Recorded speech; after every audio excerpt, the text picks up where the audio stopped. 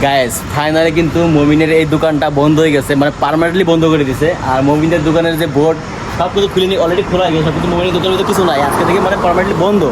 তো এই কারণে কি মমিন কি খুশি আছে না বেজার আছে, আমি একটু জিজ্ঞাসা করি।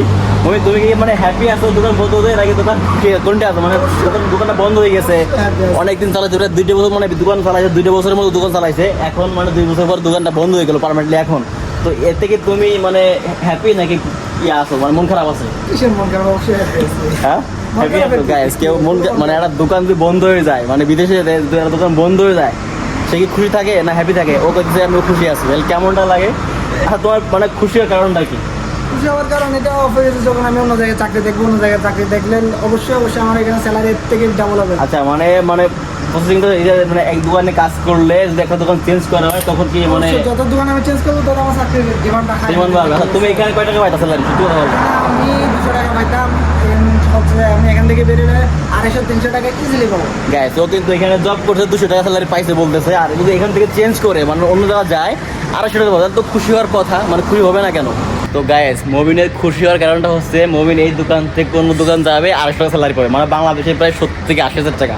তো মবিন যারা বাংলাদেশ থেকে যদি এরকম দোকানে কাজে আসতে চায় কিভাবে আসবে, তুমি একটু বলো তো সবাইকে। চাইলে আমাদের সাথে যোগাযোগ করতে পারে, আমাদের সাথে বলতে তোমার সাথে হ্যাঁ, যে কোনো কারোর সাথে যোগাযোগ করলে আমি তো লোকটা জানি না। আমি তো লোকটা জানি না, যারা ফ্লোরিস্ট না কাজ করে অনেকে কিন্তু ফুলের ভিডিও দেখে মানে অনেকে বলে যে আমি কিন্তু মানে এই দোকানে কীভাবে যাবো, মানে কোন মাধ্যমে আসলে ভালো হয়। আসলে বলতে গেলে মানে আরব দেশে ফুলের দোকানে খুব কম মানুষের চাকরি করে, আর যারা মানে গ্রুপে মানুষ আনে তারা কিন্তু লেবারের কাজে আনে, এসব কাজে আনে না। এটা হলো প্রাইভেট কোম্পানি, মানে প্রাইভেট সেক্টর। এখানে খুব যারা পরিচিত মানুষ আছে বা যারা এখানে কাজ করে তাদের মাধ্যমে আসা যায়, তারা আসে না। তো যদি কেউ আসতে চায় তোমার মাধ্যমে আসতে চায় তুমি কি আনতে পারবা? অবশ্যই আনতে পারবো। আচ্ছা তাহলে যদি কেউ আইসে কি সরাসরি কাজ পাবে নাকি তুমি কাজ শিখাবা? কাজ আমরা বলতে মনে করেন যে আমি যদি আনি অবশ্যই আমি কাজ শিখাই দিব, কারণ এ তো মনে করেন দেশ থেকে কাজ শিখে আসবে না। আমি অবশ্যই কাজ শিখাই, কারণ এখানে কথা আছে যে বাংলাদেশে এই কাজটা নাই, মানে কেউ জানেও না, কারণ এখানে স্কিলফুল হইতে হবে, স্কিল নিয়ে তারপর হলো কাজ করতে হবে, মানে জবটা নিতে হবে, কারণ এখানে হলো হাতের কাজ। তো এই হাতের কাজটা শিখতে হবে, নাহলে দোকান চালাতে হবে না। এক দোকান কতদিন কাজ করো? এক দোকানে দুইজন, বেশি হলে 3 জন, বেশি হলে 3 জন কাজ করে, নর্মালি কাজ করে একজন। তো তুমি এইখান থেকে তোমাদের দোকানটা সেল করে দেবে, তুমি তোমার স্পন্সর তুমি চলে গেছো, তুমি যেখানে তোমার আবার দোকান খুলে তুমি ওইখানে কেন কেন?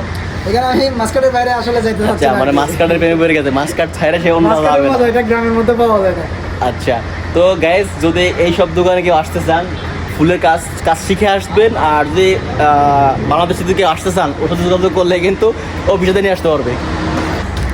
আর গাইস মূলত ফুলের দোকানের কাজ মানে ফুল বানাইতে হয়, মানে ফুলের তোলা, যেমন ফুলের দোকানের ভিতরে একটু দেখাই দোকানটা কিরকম হয়, তোমার দেখাই দেবে, কারণ তুমি তো এইসব কাজ করে আসছো। তো এটা হচ্ছে দোকান, মানে এরকম মানে ফুলের দোকান থাকবে, গিফট বানাইতে হবে, এখানে কিন্তু অনেকগুলো গিফট বানায়ও রাখছে। হ্যাঁ এখানে কিন্তু অনেকগুলো গিফট বানায়ও রাখছে। তো এরকম ফুলের গিফট বানাইতে হয়। তো সরাসরি কিন্তু বাংলাদেশ থেকে হায়ার মানুষ খুব কমই করে, ফুলের দোকানে মানুষ যারা এখানে কাজ করে মূলত তারা কিন্তু আনতে পারে, তাই না? কারণ এটা এক্সপেরিয়েন্সের একটা ব্যবসা। হ্যাঁ স্যার কিন্তু হ্যাঁ দোকান আসি বসাই দিলে হচ্ছে না, এটা হলো কাজ শিখতে হবে। তো একটা মানুষ যদি বাংলাদেশ থেকে আসে ধরো কয়েকদিনে কাজ শিখতে পারে আনুমানিক? একদম নর্মালের মধ্যে 1 মাস। মানে যদি নর্মাল একদম মানে নতুন অবস্থা চলে আসে, কথা না পারে কাজ না পারে, তাও কিন্তু 1 মাস 2 মাস ভালো হয়, তাই না? 1 মাস তো খুব শর্ট হয়ে যায়। মাস শর্ট হয়ে যায়। কিন্তু হ্যাঁ যদি কেউ এইসব কাজে আসে, যদি কাজও করে সে 2 মাস শিখতে হবে, শেখার পরে সে জব পাবে, তার আগে জব পাবে না কিন্তু। তো মূলত মানে বাংলাদেশিরা মানে ভিসা খোলা নিয়ে একটা মানে বিভ্রান্তি আছেন ভাই, যতটা রটে ততটা কিন্তু বটে। তো ভিসা খোলার প্রসেসটা কিন্তু অনেকটা আগাই গেছে, যে কোনো সময় খুলতে পারে, হয়তো বা যুদ্ধের পরিস্থিতির কারণে বন্ধ হয়ে আছে বা অনেক ঝামেলার কারণে, বাট মানে এটা কিন্তু খুব শীঘ্রই খুলবে, এটা কিন্তু অনেক আগে থেকে বলে আসছি। আর এখন কিন্তু এটা কয়েকটা পর্যায়ে কিন্তু বৈঠকও হয়েছে বা মিটিং হয়েছে অ্যাম্বাসির সাথে, বাংলাদেশের দূতাবাসের সাথে।